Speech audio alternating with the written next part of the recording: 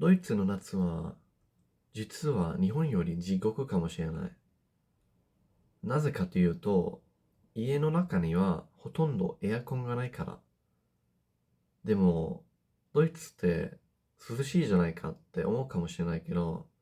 今は普通に30度もほぼ毎日超えてるし、でも家の中にエアコンなし。だからドイツ人は朝全部窓を閉めて、カーテンも閉めて、夜に一斉に窓を開けます。